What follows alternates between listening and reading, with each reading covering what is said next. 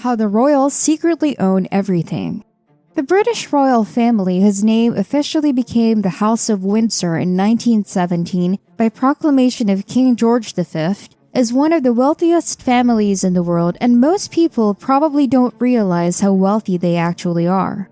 The Queen was considered an aristocrat, noblewoman, and monarch, married to her kingdom. She owned or controlled enormous resources around the world and collected riches on a scale that very few could comprehend. How she amassed such wealth more than any other person in the history of civilization is questionable, but like most wealthy people, it starts with land ownership.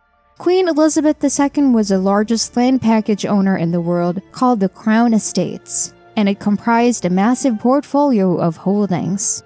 Hello and welcome back to another video on our channel Finance Sense, covering all the latest trends in the financial markets and the economy. Before we begin, make sure to like this video, subscribe, and click on the notification bell to stay updated with our videos. Without further ado, let's head on to the video. After Queen Elizabeth II's death on September 8, 2022, a new monarch, Charles III, who has inherited an incredible amount of wealth, will take the throne. He is now the head of the wealthiest family on earth, an organization that they call the Firm. This will mark the end of Queen Elizabeth II's record-breaking reign as monarch of the United Kingdom and her announcement of her successor. The royal family's wealth has been cloaked in secrecy and protected by regulations for years, many of which were created to conceal the actual value of the royal family's assets.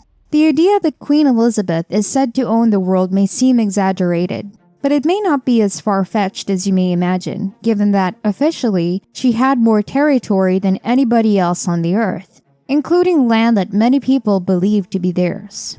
Statistics say that Queen Elizabeth had a personal wealth of about $500 million, but this number is very misleading. As the law says, she earned much more than that. Depending on the law you choose to examine, land comprises a significant portion of this unrealized wealth. In the UK, the monarch owns the Crown Estate, which covers more than 250,000 acres or about 0.5% of the country's area. However, this isn't really true, as Queen Elizabeth truly owned the superior interest in all land in England, Wales, and Northern Ireland. In other words, every landowner in the UK was essentially only renting a property from her by virtue of the law, and the United Kingdom as a whole held the exclusive right to exercise the supreme authority over all land. In addition, the monarch has title to Crown land in 15 more Commonwealth realms, including Canada, Australia, New Zealand, and the Bahamas.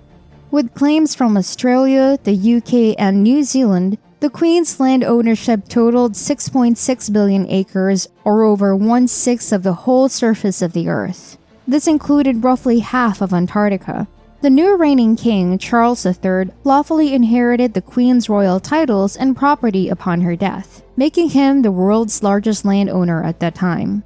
Being crowned king gave Charles additional extraordinary rights, such as the ability to never be arrested or put on trial for a crime, and being totally immune to prosecution. Additionally, he's no longer legally required to travel with a passport. Although all passports are issued in his name, some of his most significant powers include the ability to conceal or increase the crown's riches. King Charles and his family are completely immune from having to comply with any freedom of information requests, making it much simpler to conceal or protect their assets, as stated by The Guardian. King Charles is also legally exempt from paying any kind of taxes at all. The practice of secrecy is thought to have started in the 1970s, when the Queen is said to have been successful in thwarting laws that would have made her disclose every asset she owned, something the media discovered in records dating back to November 1973. However, the royal family vehemently refuted this claim, and Charles inherited more than just property and authority with his new title of king. It comes with an insane amount of other resources. The public has never had access to the entirety of the crown's assets. The royal collection is among these with the highest value, a collection of more than 500,000 items, including more than 7,000 paintings. Alternatively said, it is the biggest private collection of artwork in the world, with a value of over £10 billion. When inflation was previously this high, art protected the crown's wealth. An average fine art piece increases in value by 33% annually. The crown has continued expanding its collection of painters, including Andy Warhol, so it should go without saying that the royal family is extraordinarily affluent, and much of that money is hidden by laws and other structures that are intended to do just that. As a result, rather than merely being a wealthy family, the royal family acts more like a huge global corporation. King George VI first used the term the firm to refer to the royal family at the beginning of the 20th century. According to Forbes, the firm is organized like a 1,000-year-old company, and the family still goes by that name today. The firm now consists of 7 people in total, including the current King Charles and his wife Camilla, Prince William and his wife Kate, as well as Princess Anne and Prince Edward, as well as Edward's wife Sophie and 2 of Queen Elizabeth's children. Prince Andrew, a son of Queen Elizabeth, was also originally a member of the firm. However, following some severe allegations concerning a plane ride to a hidden island, Elizabeth removed the prince of all of his royal titles, including his membership in the firm. The firm is said to manage assets of close to $28 billion in total. Although most of this has been kept a secret throughout the years, some estimate the value of the firm's assets to be closer to $100 billion. And this doesn't even include the land and nations that the monarchy is officially the owner of across the world, which are very difficult to assess. However, the technical ownership of Australia by the Crown is thought to be worth more than $5.8 trillion in and of itself. Essentially, the royal family is the world's most affluent family by a wide margin if you consider everything. The Saudi royal family, which is ranked second and has a net worth of an estimated $1.4 trillion, appears relatively minor in contrast. There will undoubtedly be some significant adjustments as a result of the tragic death of the royal family's monarch. The change from Elizabeth to Charles will thus probably be quite expensive for Britain and the rest of the world. Huge adjustments must be made to Britain and her empire in the wake of the passing of Queen Elizabeth.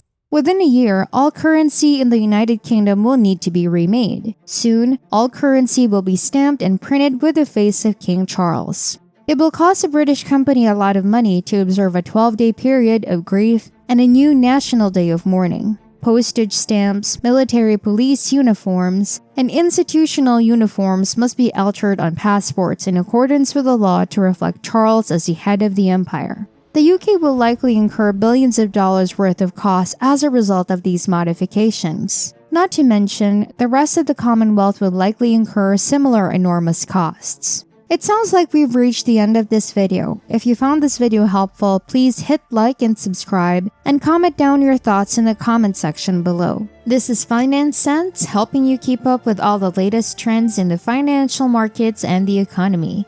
See you next time!